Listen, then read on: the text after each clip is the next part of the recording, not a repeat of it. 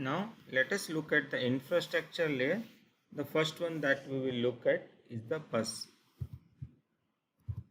So the bus we have configured by default as bus gamma, which is an implementation of nService bus.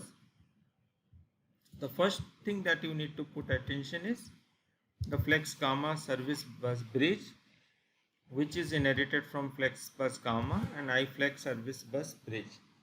So that this lets you use the bus in a decoupled way. If you notice here, it uses the endpoint configuration.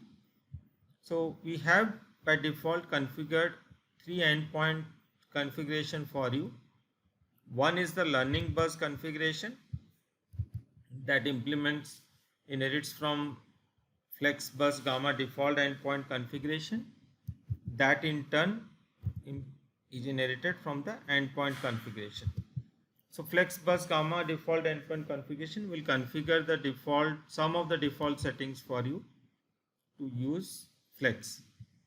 So here the persistence is learning persistence and learning transport, and this is there. And we have Azure bus configuration. So here we have by default configured storage queue and storage persistence.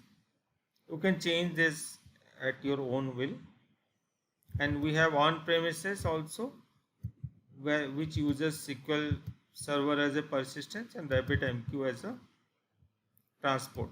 So you can go in more depth in nService bus, and we can also have more, we will have more videos to explain that more in depth.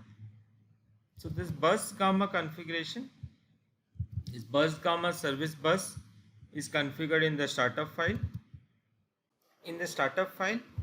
And that is being used bus gamma service bus bridge by the iFlex service bus bridge to initialize the container with the bus.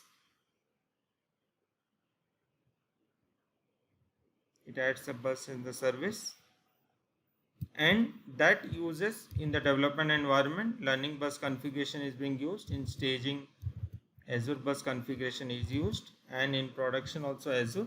So you are free to configure as per your needs and requirements. So we will get into more depth about the buses in some later sections of the videos.